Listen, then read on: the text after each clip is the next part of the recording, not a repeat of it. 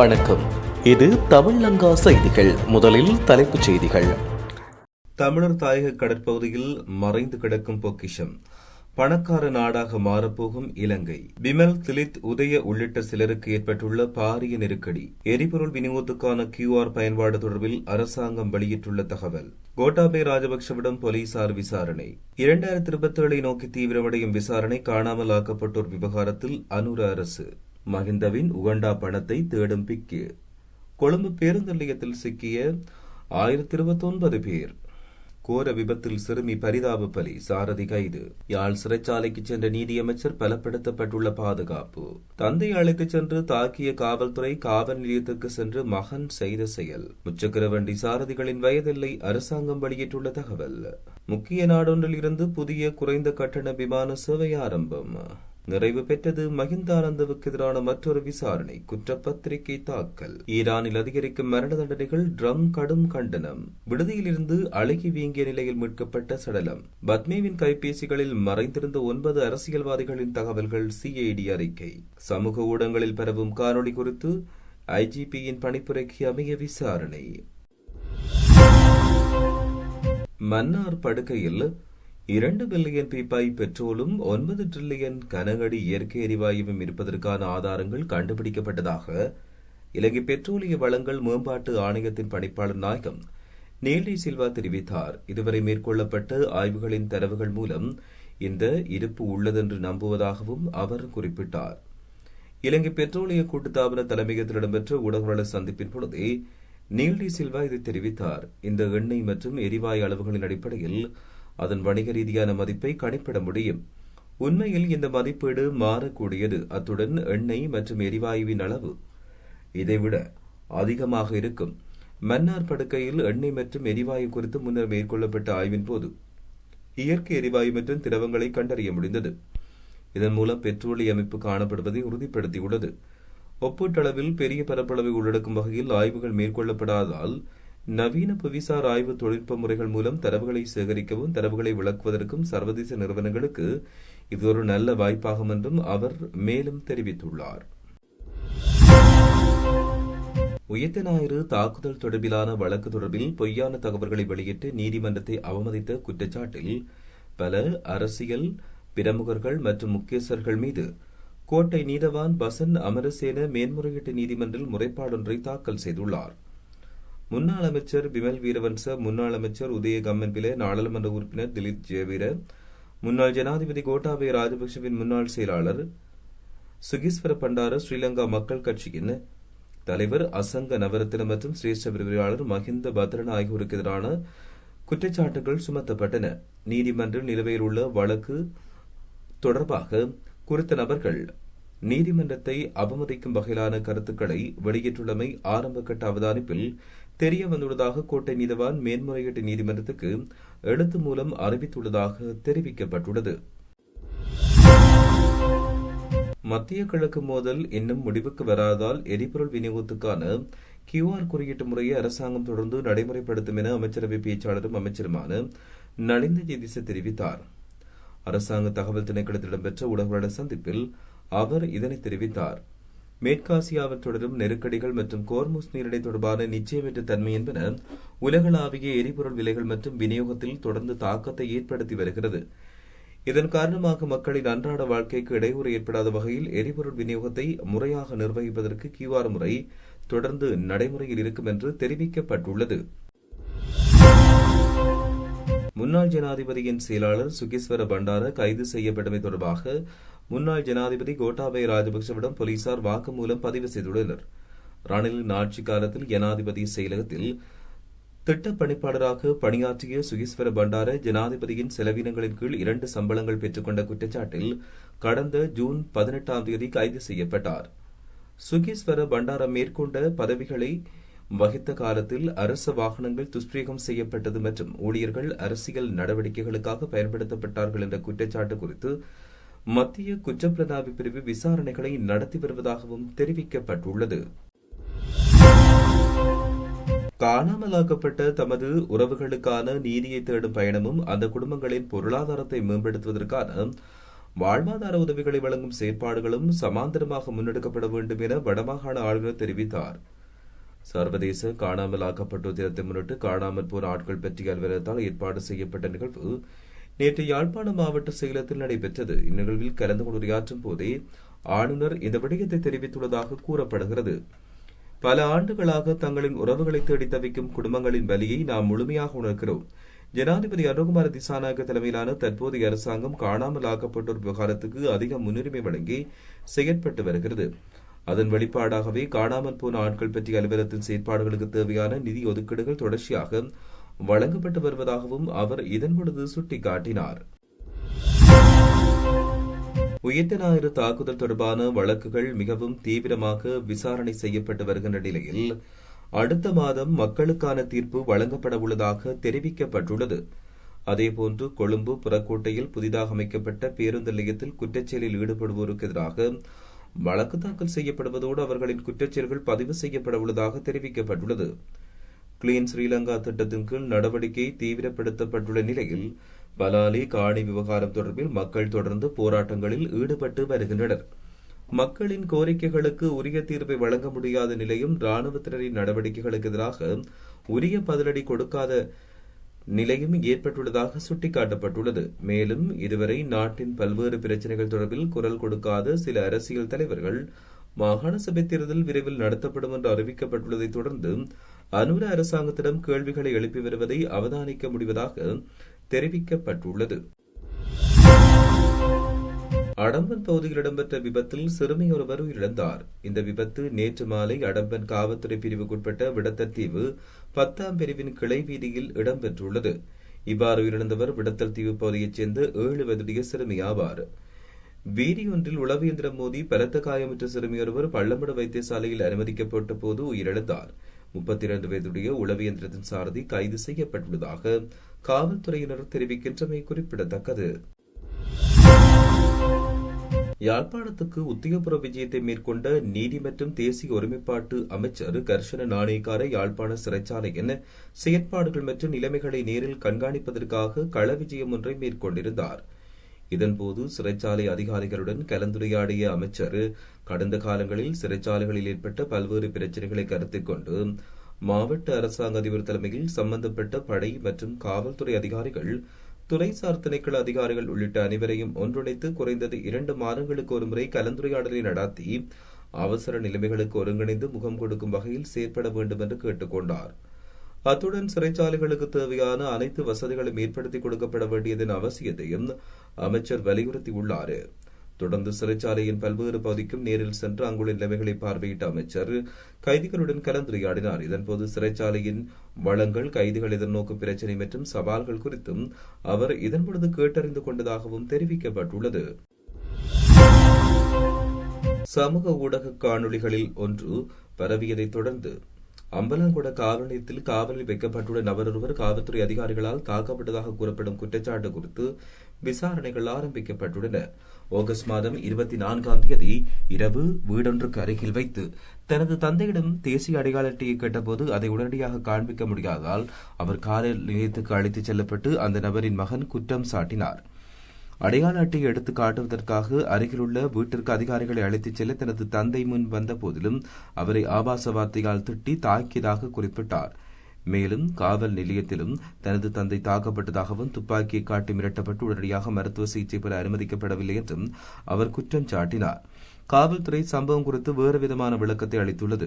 அதன்போது குறிப்பிட்ட நபர் மதுபோதையில் வீதியில் முறையற்ற விதத்தில் செயற்பட்ட குற்றச்சாட்டில் கைது செய்யப்பட்டதாக தெரிவித்த காவல்துறை கைது செய்ய முயன்றபோது தப்பியோட முயன்றதால் கீழே விழுந்து காயமடைந்ததாக தெரிவித்தார். இந்நிலையில் பாதிக்கப்பட்ட நபர் நேற்றைய தினம் ஆகஸ்ட் பலப்பிட்டி வைத்தியசாலையில் அனுமதிக்கப்பட்டு நீதிமன்ற மருத்துவ அதிகாரியால் பரிசோதிக்கப்பட்ட பின்னர் பலப்பிட்டிய மேலதிக நீதிவானால் பிணையில் செல்ல அனுமதிக்கப்பட்டுள்ளதாக தெரிவிக்கப்பட்டுள்ளது. முச்சக்கர வண்டிகளை ஓடுவதற்கான குறைந்தபட்ச வயதை 40ஆக உயர்த்துவது தொடர்பான முன்மொழிவு குறித்து எந்தவொரு இறுதி முடிவும் எடுக்கப்படவில்லை என அமைச்சர் நளிந்த ஜேதிச தெரிவித்தார். தொழிற்கல்வி பிரதியமைச்சர் நளின் ஹேவாகி வெளியிட்ட கருத்து குறித்து பதிலளித்த போது அமைச்சர் இதனை தெரிவித்தார். பாடசாலையிலிருந்து விலகியவர்கள் அல்லது காப்போது உயர்தர பரீட்சைக்கு பிறகு கல்வியை தொடர முடியாத இளைஞர்களுக்கு தொழிற்கல்வி மற்றும் பயிற்சிகளை வழங்குவதற்காக தனிநபர்கள் மற்றும் நிறுவனங்களிலிருந்து பல்வேறு யோசனைகள் பெறப்பட்டுள்ளதாக அமைச்சர் குறிப்பிட்டார். அந்த யோசனைகளில் சில திட்டங்கள் ஏற்கனவே நடைமுறைப்படுத்தப்பட்டு வரும் நிலையில் முச்சக்கர வண்டிகளை ஓட்டுவதற்கான குறைந்தபட்ச வயதை 40 உயர்த்தும் திட்டம் குறித்து இதுவரை எந்த முடிவும் எடுக்கப்படவில்லை என்றும் அவர் இதன்பொழுது குறிப்பிட்டுள்ளார். ஆஸ்திரேலியாவின் குறைந்த கட்டண விமான சேவை நிறுவனமான ஜெஸ்டார் ஆஸ்திரேலியாவுக்கும் இலங்கைக்கும் இடையில் தன்னுடைய புதிய விமான சேவையை தொடங்கியுள்ளது. அதன் முதல் விமானம் மெல்பர்னில் இருந்து புறப்பட்டு இன்று மாலை 6:24 மணிக்கு பண்டார்நாயக்க சர்வதேச விமான நிலையத்தை வந்தடைய உள்ளதாக தெரிவிக்கப்பட்டுள்ளது. இந்த புதிய விமான சேவையானது மெல்போர்ன் மற்றும் கட்டநாயக்க இடையே வாரத்தில் செவ்வாய், வியாழன் மற்றும் சனிக்கிழமை ஆகிய 3 நாட்கள் தொடர்ச்சியாக நடைபெறும் என்று தெரிவிக்கப்பட்டுள்ளது. நோய்க்கிருமி, நுண்ணுயிரிகள் மற்றும் தீங்கு விளைவிக்கும் பாக்டீரியாக்கள் அடங்கிய இயற்கை உர கப்பலை இறக்குமதி செய்வதற்கு சட்டப்பூர்வ அனுமதி பெறாமல் கடன் கடிதங்களை திறந்ததன் மூலம் அரசாங்கத்துக்கு 1.3 பில்லியன் ரூபாவுக்கும் அதிகமான இழப்பை ஏற்படுத்தியதாக கூறப்படும் குற்றச்சாட்டு தொடர்பான விசாரணைகள் நிறைவடைந்துள்ளதாக லஞ்ச ஆணைக்குழு நீதிமன்றில் தெரிவித்தது. முன்னாள் அமைச்சர் மஹிந்தானந்த அழுத்கமகே மற்றும் மகேஷ் லசந்த கம்மன்பில் ஆகியோருக்கு எதிராக மேற்கொள்ளப்பட்டு வந்த இந்த விசாரணை நிறைவடைந்ததை அடுத்து கொழும்பு பிரதான நீதிபதி அசங்கேஸ் போதரகம் முன்னிலையில் லஞ்ச ஆணைக்குழு இன்று இதனை அறிவித்தது. சிறை தண்டனை அனுபவித்து வரும் மஹிந்தானந்த அழுத்கமகே சிறை அதிகாரிகளால் நீதிமன்றில் முற்படுத்தப்பட்ட நிலையில் பிணையில் உள்ள 2வது சந்தேகமான மகேஷ் லசந்த கம்மன்பில நீதிமன்றில் முன்னிலையாகியுள்ளதாக தெரிவிக்கப்பட்டுள்ளமையும் குறிப்பிடத்தக்கது. மத்திய கிழக்கு போர் தொடங்குவதற்கு முன்னர் இந்த ஆண்டின் தொடக்கத்தில் நடந்த மாபெரும் போராட்டங்களில் ஈடுபட்டதாக கூறப்படும் நபர்களுக்கு ஈரானில் அதிகரித்து வரும் மரண தண்டனைகளுக்கு அமெரிக்க ஜனாதிபதி டொனால்டு டிரம்ப் கண்டனம் வெளியிட்டுள்ளார். தோல்வியடைந்து வரும் ஈரான் இஸ்லாமிய குடியரசு தன்னுடைய ராணுவத்தின் பெரும் பகுதிக்கு ஊதியம் வழங்காமல் இருப்பதோடு போராட்டக்காரர்கள் போராட்டத்தில் ஈடுபடாத போதும் முன் எப்போதும் இல்லாத அளவில் அவர்களை கொண்டு வருகிறது என்றும் அவர் கண்டன அறிக்கையில் தெரிவித்தார். இது ஒரு மாபெரும் மனிதாபிமான நெருக்கடி என்றும் இதை இப்போது தடுத்து நிறுத்த வேண்டும் என்றும் தெரிவித்தார். பிப்ரவரி 28 போர் தொடங்கியிலிருந்து மரண தண்டனைகள் சீராக அதிகரித்து வருவதாக அவர் இதன்பொழுது விளக்கியுள்ளார். விடுதி ஒன்றில் மர்மமான முறையில் உயிரிழந்த நபரின் சடலம் மீட்கப்பட்டுள்ளதாக அம்பலாங்குட காவல்துறையினர் தெரிவித்தனர். இந்த சடலமானது அம்பலாங்குட நகரின் நடுப்பகுதியில் உள்ள விடுதி ஒன்றில் நேற்று நண்பகல் மீட்கப்பட்டுள்ளது. இவ்வாறு கண்டெடுக்கப்பட்டவர் அம்பலாங்குட மகாபன்சல வீதியில் உள்ள விடுதியொன்றில் தனியாக தங்கியிருந்து 67 வயதுடைய ரொஹான் ஆரியதிலகை என்று தெரிவிக்கப்பட்டுள்ளது. இவர் பெந்தோட்டை சுற்றுலா விடுதியொன்றில் சிற்றுண்டி தயாரிப்பாளர் என்று காவல்துறை தெரிவித்தது. அவரின் உடலம் கண்டுபிடிக்கப்பட்ட போது மிகவும் அழுகி வீங்கி துர்நாற்றம் வீசியதாக காவல்துறையினர் தெரிவித்துள்ளனர். போதைப்பொருள் கடத்தக்காரர் மற்றும் ஒழுங்கமைக்கப்பட்ட குற்றக்குழுவின் சந்தேக நபரான கேகல் பத்ர பத்மியிடமிருந்து பறிமுதல் செய்யப்பட்ட தொலைபேசிகளில் இருந்து 7 நடிகைகள் மற்றும் 9 அரசியல்வாதிகள் தொடர்பான தகவல்கள் கண்டறியப்பட்டுள்ளதாக குற்றப்புலனாய்வுத்துறை நீதிமன்றில் தெரிவித்துள்ளது. சந்தேக நபரின் கைபேசிகளை ஆய்வு செய்தபோது 9 அரசியல்வாதிகள் சம்பந்தப்பட்ட தொலைபேசி உரையாடல்களில் புகைப்படங்களும் பதிவுகளும் கண்டெடுக்கப்பட்டதாகவும் மேலும் 7 நடிகைகள் மற்றும் உடல்கள் தொடர்பான தகவல்கள் வெளிவந்துள்ளதாகவும் குற்றப்புலனாய்வுத்துறை கொழும்பு நீதவான் நீதிமன்றத்துக்கு அறிவித்துள்ளது. அம்பலாங்கொட போலீஸ் நிலையத்துக்குள் இடம்பெற்ற சம்பவம் தொடர்பில் சமூக ஊடகங்களில் பரவி வரும் காணொலி குறித்து போலீஸ் மாதிபரின் பணிப்புரைக்கு அமைக்க விசாரணைகள் ஆரம்பிக்கப்பட்டுள்ளன. இதற்கமைய காலி திசைக்கு பொறுப்பான பிரதி போலீஸ் மாதிபரின் கீழ் அம்பலாங்கொடை போலீஸ் நிலையத்துக்கு சொந்தமான எல்பிடிய போலீஸ் பிரிவுக்கு வெளியே கடமையாற்றுகின்ற சிரேஷ்ட போலீஸ் அதிகாரி ஒருவரின் தலைமையில் இந்த விசாரணைகள் முன்னெடுக்கப்பட்டு வருவதாக போலீசார் தெரிவித்தனர். தனது தந்தையை போலீஸ் அதிகாரிகள் தாக்கியதாக கூறி நபரொருவர் குறித்த போலீஸ் நிலையத்துக்குள் அமைதியற்ற முறையில் நடந்து கொள்வதை காட்டும் காணொலி சமூக ஊடகத்தில் பரவியது. இந்த காணொலியில் தந்தை என்று கூறப்படும் முதியவர் நேற்று இரவு மதுபோதையில் வீதியில் ஒழுங்கற்ற முறையில் நடந்து கொண்டதால் அம்பலாங்குட போலீஸ் நிலைய அதிகாரிகளால் அந்த நேரத்தில் கைது செய்யப்பட்டு போலீஸ் நிலையத்தில் ஆஜர்படுத்தப்பட்டதாக போலீசார் தெரிவித்துள்ளமையும் பெரிய அளவிலான ஒரு உயர் மின் பாய்ச்சல் ஒன்று ஏற்பட்ட ஒரு விளக்கின் காரணமாக விளக்கின் காரணமாக ஏற்பட்ட பாதிப்பு கிட்டத்தட்ட 400க்கும் மேற்பட்டவர்கள் பாதிக்கப்பட்ட ஆஸ்பத்திரியிலே அனுமதிக்கப்பட்டவர்கள். அது தொடர்பாக வருங்காலத்திலே என்னென்ன தடுப்பதற்குரிய நடவடிக்கைகள் எடுக்க வேண்டும் என்ற சம்பந்தமான கூட நான் இது ஏனென்றால் இப்பொழுது நவீன ஒவ்வொரு நாளுமே வித்தியாசமான கல்வி வருது. தயாரிப்போ இது சம்மந்தமான இதுகள் வருது. எல்லாரும் தங்கள் எழுந்த வானத்தை கொண்டு வந்து அதை எல்லாரையும் தங்கள் எழுந்த வானத்தை கொண்டு வந்து அதை பாவிக்கிறாங்க. நாங்கள் ஒரு இது காட்டணும்னு சொல்லி வானம் அடிக்கும். இதென்றாலும் மோசமான அளவில் தங்கண்ட இதெல்லாம் காட்டணும்னா அதை படம் எடுத்து போடுறது அதெல்லாம் இப்போ முக்கியமாக இருக்குது. யூடியூப் அதெல்லாம் போடுறதும் அதை பற்றி மற்ற அதில் வர விளைவுகளை பற்றி சிந்திக்காமல் செய்யணும். அப்போ நாங்கள் இந்த இதுங்களுக்கு ஒரு நல்ல பாடம் இருந்தால் திடீரென்று கொண்டு வந்து போட்டதில் பணத்தில் இப்போ பிரான்பட்டியில் நடந்த ஆலயத்தில் நடந்த நிகழ்வு மாதிரியான ஒரு நடைமுறையை கொண்டு வரணும். இந்த மாதிரி எப்படியான இதுகள் வரைக்க முக்கியமான அனுமதி எடுக்கிறது நம்ம சுற்றாடல் சம்பந்தமாக உதவி பணிப்பாளர் இருக்கிற நாங்கள் இதுகள் சம்பந்தமாக என்னென்ன நடவடிக்கைகள் எடுக்கணும் வராமல் தடுக்கணும்ன்றதான் மிக முக்கியமாக அந்த நிகழ்வுக்கு போன அனைவருக்குமே அதில் ஒரு பாதிப்பு ஏற்பட்டிருக்கு. இப்போ இதில் நாங்கள் வருங்காலத்தில் இந்த மாதிரியான ஒரு ஒழுங்குமுறைகளை கொண்டு வரணும்ன்றதுக்காக இவ்வகையான பிரச்சனைகள் இந்த பிரச்சனை மாத்திரமல்ல வேறு வேறு பிரச்சனைகள் கூட நமக்கு இவ்வாறான சமூக தாக்கங்களை ஏற்படுத்துகின்ற பிரச்சனைகளாக இருக்கும். அப்போ அதில் விசேடமாக நமக்கு அண்மையில் ஏற்பட்ட இந்த சம்பவம் என்பது உண்மையில் ஒரு பாரதூரமான பிரச்சனையாகவும் மாறிடுச்சு. அது 400 பேர் 100 பேர் கண்ணு இல்லாமல் கூட்டினு கூட அந்த நேரத்தில் சோஷியல் மீடியாவில் தாக்கத்தை ஏற்படுத்திச்சு. அது வந்து பெரிய டேமேஜ் ஏற்படுத்துகின்ற வேலை. அப்போ அதனால் நமக்கு தேவை ஒன்று இருக்குது. உண்மையிலே இதுகளை எப்படி நம்ம எதிர்வரும் காலங்களில் கட்டுப்படுத்தி கொள்வது, இது சம்பந்தமாக ஏதாவது நம்முடைய பக்கத்தால் சுகாதாரத்துறை பக்கத்தால் இதுகளுக்கு ஏதாவது ஒரு என்ன சொல்கிறது நடைமுறை சாத்தியமான ஒரு மெக்கானிசம் உண்டு தேவை உண்டு இருக்குது. இப்போ சட்டவாக்கம் பாராளுமன்றத்தில் செய்கிற காலம் வேறு சார். நாங்கள் ஒன்று செய்யலாம் என்னென்றால் சார் இப்போ இதை எங்களால் செய்யக்கூடியது மாகாணத்துக்குள்ளே பிரதேச சபைகள் நகர சபைகளுக்கு சார் விரைவிலே நியமிக்கப்படுகின்ற மாகாண சபையிலே சமர்ப்பித்து அனுமதி பெறப்படும் என்கின்ற கருதுகோளின் அடிப்படையில் சார் நாங்கள் பிரதேச சபைக்கும் நகர சபைக்கும் நியமத்துணை விதியை மாகாண சபை இல்லாத காலத்தில் கௌரவ ஆளுநருக்கு வழங்கப்பட்டுள்ள உள்ளூராட்சி அமைச்சரின் அதிகாரத்தின் அடிப்படையில் சார் நாங்கள் இதை செய்ய முடியும். அதை நாங்கள் செய்யவும் வேணும் சார். அதை செய்வோம். அதில் இருக்கிற என்னென்னா சார் எங்களுக்கு என்ன நாங்கள் நியமத்துணை விதி நாங்கள் செய்து உங்களுடைய அனுமதிக்கு தந்து நீங்கள் அனுமதிச்சா பிறகு பிரதேச சபைகள் நகர சபைகள் அதை ஏற்றுக்கொள்ளுவினோம். ஏற்றுக்கொண்டா பிறகு சார் அதுக்கு போலீஸ் வந்து அதை மீறினா நடவடிக்கை சட்ட ரீதியாக எடுக்கலாம். எந்த பாதிப்பும் இல்லை. முதல் முறையாக மேஸ் கேஷுவலிட்டின்னு சொல்கிறது பெருந்தொகையான ஆட்கள் அதுவும் இந்த வெளிச்சம் காரணமாக பாதிக்கப்பட்ட முதலாவது சம்பந்தமாக இருக்கின்றது. உலகத்தில் விஞ்ஞான ரீதியாகவும் சரி ஆய்வு ரீதியாகவும் எந்த ஒரு ரிப்போர்ட்டும் இல்லை. அதாவது 500 பேருக்கு இப்படி பாதிப்பு வந்ததுண்டு. அப்போ இது இப்போ நாங்கள் எங்களுடைய சுகாதார சம்பந்தமான இடங்களுக்கும் அனுப்பி இருக்கிறோம். ஒரு ஆய்வு கட்டுரை கூட இல்லை. இதுதான் முதல் நடந்திருக்குது. இந்த போட்டோடாக்சி டேமேஜ் மருந்தெல்லாம் தந்து பார்த்தபடியாக கண் தப்பு. ஆனால் இதை ஃபாலோ பண்ணணும் என்னென்னா விழித்திரையில் வர பாதிப்பு அது சம்பந்தமாக எங்கள்கிட்டையும் ஆய்வு அறிக்கையில் ஒன்றும் இல்லை. படித்தது மட்டும்தான். அப்போ இனித்தான் நாங்களும் பார்க்க போகிறோம். அதில் தாக்கம் ஒரு கன நாளைக்கு பிறகு தான் லேசாக வரும்.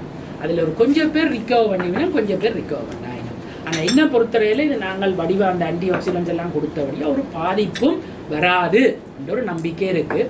நாங்கள் பாவித்த மருந்துக்கு ப்ரெஷர் அதுகள் பார்க்குறதுக்கு 6 மாதம் பார்ப்போம். டாக்டர் மலரவன் சொன்ன மாதிரி உண்மையாக ஒளி லைட் சம்மந்தப்பட்ட பாதிப்பு இதுதான் ஃபஸ்ட் டைமாக வந்திருக்குது. ஒரு பெரிய அளவில் வந்திருக்குது.